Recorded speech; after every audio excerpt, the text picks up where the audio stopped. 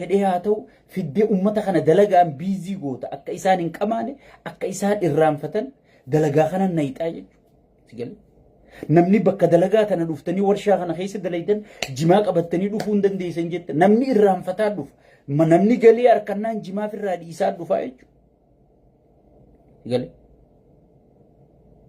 جما في الرادي إسان دوفا آجي أكا سيسلا نمني أكا نمت قرتي ummata irra genocide ummata guutuu fichisiisu jira takkaa isaanii ummanni keenya waan itti mataa qabatun qabu mootummaan kana godhuun qabu jee sheekotii manzaraa tanatu dura dhaabbattu gartee ati hin jirtu jechuudha boorabbi oliin isaa deemu diina ol qabee maarree ol qabee miixirqisha ol qabee siinja mee diina maal qaba diina barka ol qabe ijoollee kiristaanaa ijoollee muslimaa ijoollee waaqeffataa tagartee daawun wayyaanee jettee bakka takkatti awwaalamte sanii bar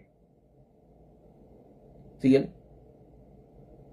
san barqeeroodha ta ol qabdee bar diina rabbi malee bar kun bar kanuma gaafa isin diina ol qabe jettan bar wayyaanee wajji qeeroo sarrashanuu ture bar sigal akka jijjiiramni arraa kun hin dhufne akka ifni arraa isin harkattanii gartee ittiin beeraa amaaraa taphachiiftan kun isin hin dhufne dura dhaabbachuudhaaf sigalee wayyaanee wajji geetaachoo asafarraa gartee wanna fudhatee kagartee waan kana dura dhaabbachuu ture daafloos kana bar daafloos ati arra ummata irra dhaadheessu daafloos arra makkaa keessa dhaabbattee yaa rabbi isaa umraa na fide wayyaa rabbi waliin naa deemi jettee gartee ati ummata irra du'aa goosiftuuf kana garta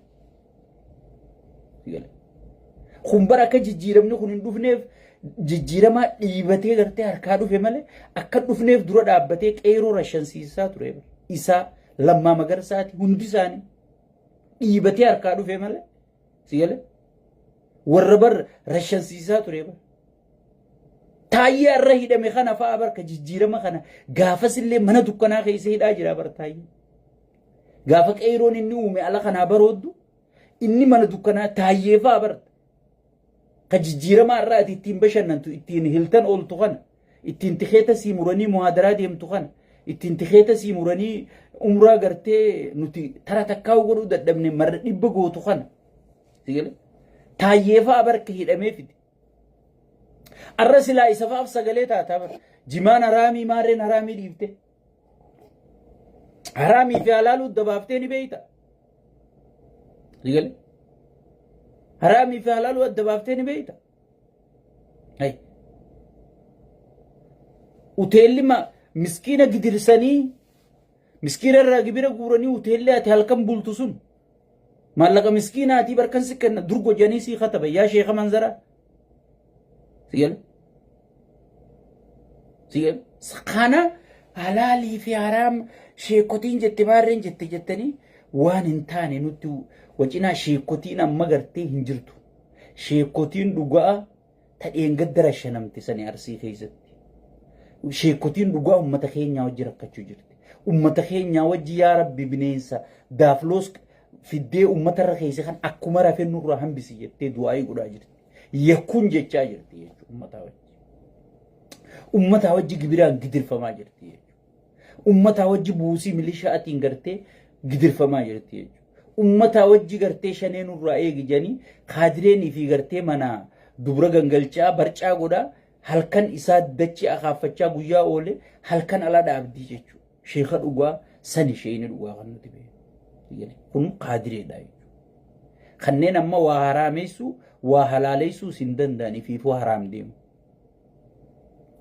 haareetti deebi'anii shaadaa qabatanii gartee as deebi'anii wanna ta'an malee kanneen fi warra laa'ina rabbii gadhiise kana gartee haraamii fi halaal inni sitti haasa'u dhageessee asirraa wacin usii jimaa kee dhash godhii qame gurguradhu hanga dandeessu sigale sheexaanii nuus laa gurguruu sitti hin dhiisu daafloos ilmi isaaniitu sigale gurguruu sitti hin dhiisu haga rabbi sii laaffise gurguradhuun siin jedhu gurguradhu jabaadha itti aansuudhaan ummata oromootiif hin dhaamsa qaba ummanni oromoo osoo ijaallaltanii hayyoota keessan qaroo teessan ija teessan wanni qushaashni tun isin harkaan fite OPDO'n kaleessallee Oromoof diina, arrallee Oromoof diina.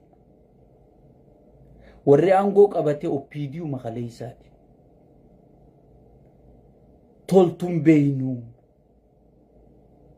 jechuu fi gartee hayyoonni guutuun sababa mooraan Oromoo facaatee haphattee laaffattee namni wal qoodeen wanni kun aangoo qabachuu dandeesse jechuudha.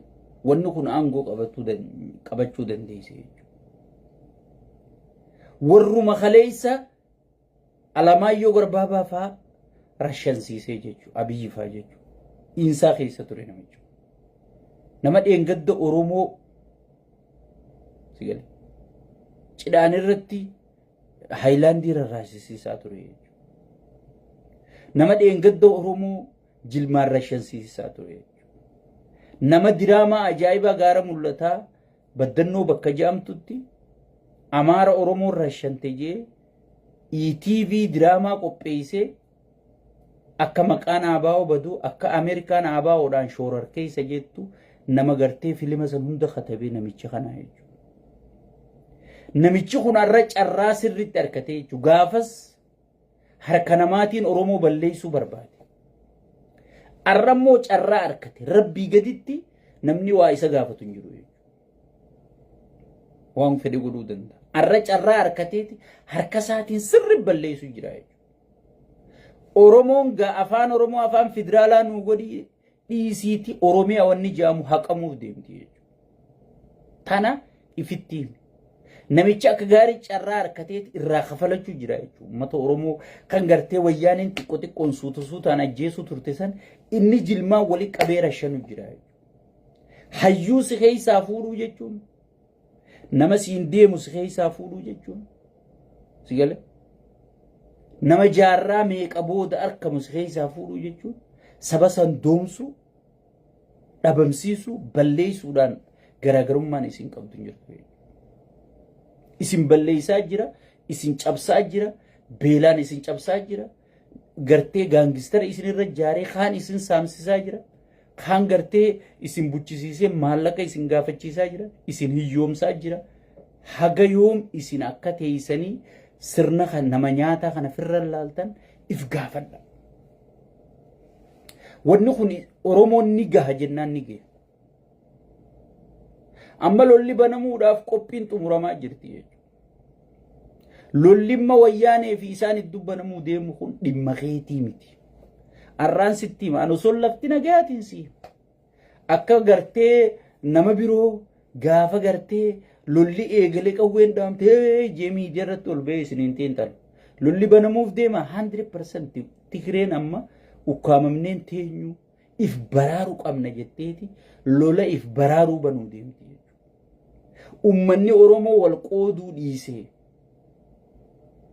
osoon gubbaa galaannis garangalle 4 kiiloo ta'e qulqulleeffachuudhaaf hayyoota kee wabootee beeytota kee dubbisuu wal dhageeffachuun waan dhufuuf qopheessuu yeroon isaa amma. Yeroon isaa maarree keenya qabatee ilma keenya achi qabatee yoo Abiyyi aangoo gadhiise mee eenyu qopheeffanne mitirkisho qopheeffanne wayyaaneenis yoonii fi gartee nuti aangoo gadhiifne Amaaraa fi Oromoon wal fixxi jechaa turte. Amaaraa fi Oromoon suni waliin fixne walumaan jiraachuu jirte agaamma. Yoo Abiyyi kutees warra Abiyyi kana fideetu ala kana tattaa'u jira jechuudha.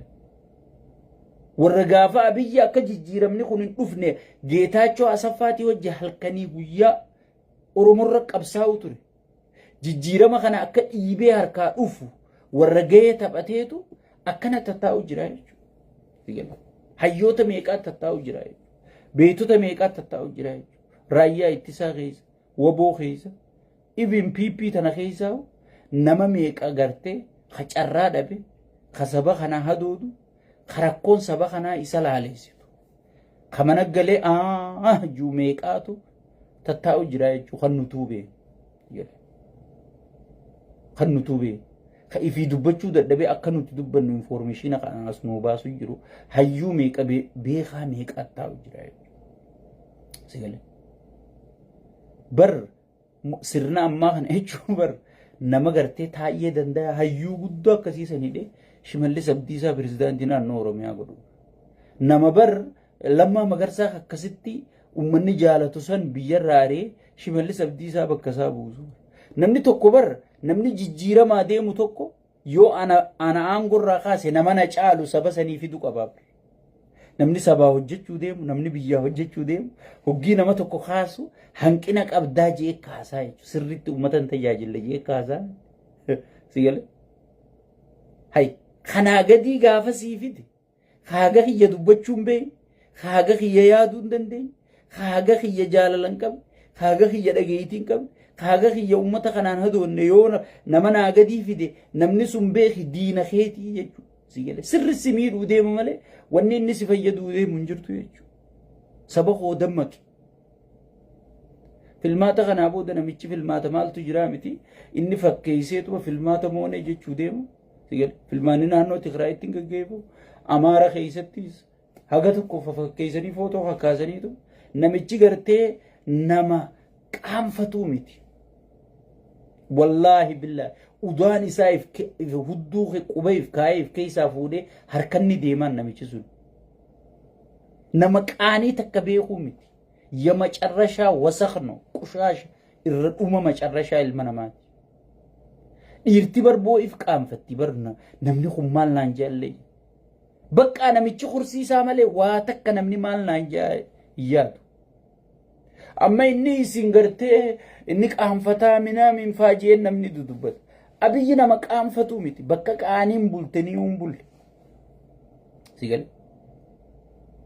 Saniifuu ummanni keenya kana gartee yoo inni ka'e maaltu dhufa maal qopheeffanni minaamin jettanii ifin rakkisinaa wajjin rakkatinaa kananii darbinaa qophaawaa wanni isaa hundi dhumattee hayyoonni itti qophaa'u jiran keessaa fi alaa wal dhaga'anii wal dubbisu jiran dippiloomaasonni biyya guutuudhaa itti qophaa'u jira. Si galee? Amma Ameerikaan baatii takka keessa marra lama itti dawwalte hudduu qabaddu ammaa booda haasawa gartee waa'ee Iltiraatii fi waa'ee ollaa haasawtu kana hudduu qabadduudhaa biyya dheengaddafaa waarningi irraa dhumaatti kennanii jechuudha. Ammaa booda hafuura baasuun taa'u galaanoo jee sheexaanni wasayni. Si galee? Saniifuu addunyaan guutuu fuulatti guurtee jirti kana fayyadamnee 4 kiiloo teenya akka namni nu duran to'anne tokkummaan akka to'annu isiniin jaa nagaan naa jiraadhaa baay'ee isin jaalataa kaabbutaati sheekkaabbutaa waan jiru kanallee jibbeetiin jira waan wasaka tanaa jecha. Si galee? Wasaka sheekkotii manzaraa tanaa jecha kaabbutaa baay'ee isin jaalataa nagaattiin isiniin jaa firii taayee danda'a jaa. Si galee? Taayee danda'a dhugaa qabsoo Oromootu uummata Oromoo baasa. Firii hoggii jennu gartee sheexaana kanaaf baasaa miti dhugaan sun dhuftee haa baaftu jechuudha.